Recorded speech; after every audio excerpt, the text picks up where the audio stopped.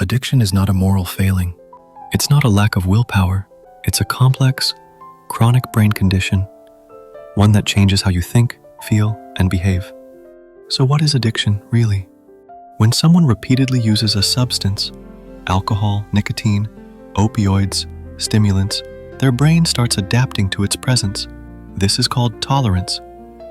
Over time, the same amount of the substance has less effect, so the person uses more. Eventually, the brain and body become dependent. The substance isn't just about feeling high anymore, it's about feeling normal. Without it, the body rebels. This is withdrawal, but the story goes even deeper. All addictive substances hijack the brain's reward system, especially a region called the nucleus accumbens. This system normally motivates us to seek out things like food, love, and connection. But drugs shortcut that system, triggering intense dopamine releases, and eventually, they rewire the brain to prioritize the substance above all else. The brain's prefrontal cortex, which helps us make rational decisions and control impulses, becomes weaker. Meanwhile, the habit-forming subcortex grows stronger. This is why people struggling with addiction often feel like they've lost control, even when they know the consequences. And when the substance is taken away, the body's entire equilibrium is thrown off. This is withdrawal. And for some substances, like alcohol or benzodiazepines, withdrawal can actually be life-threatening. Month 1. Withdrawal and detox. The first month of recovery is the hardest for many people. This is the withdrawal stage, when the substance leaves the system and the brain begins its fight to regain balance. In the case of alcohol, acute withdrawal symptoms can last from 3 to 10 days and may include anxiety, depression, insomnia, tremors, seizures, and even a dangerous state called delirium tremens, which can be fatal without medical support. But detox is not the same as recovery. Detox is just the first step, flushing the substance out of the body. Recovery is the long journey of healing the brain, the mind, and the life surrounding it. Month 2. Rebuilding the brain. By the second month, things start to shift.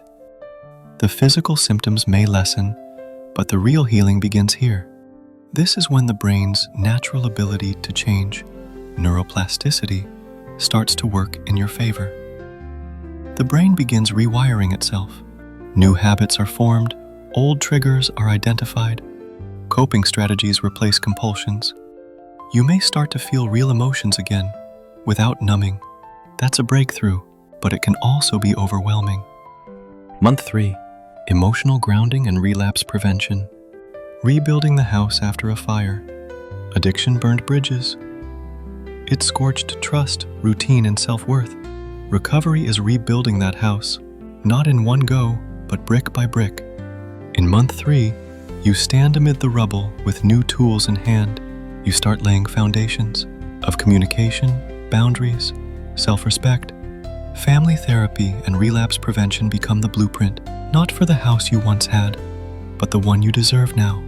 There's still smoke in the air, triggers, flashbacks, temptations whispering, just one won't hurt. That's why this stage is about reinforcement. You don't just rebuild walls, you strengthen them. You reconnect with loved ones. You anchor yourself in support groups. You remind your brain that it doesn't need the fire anymore. By the third month, the fog may start to lift. The client feels better and builds routine. Relationships slowly mend. You begin to heal and rebuild the connections your addiction once broke. That's why month 3 is about emotional grounding and relapse prevention and building family support.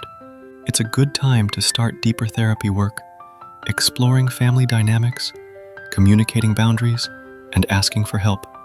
Support groups, accountability partners, and community remain essential.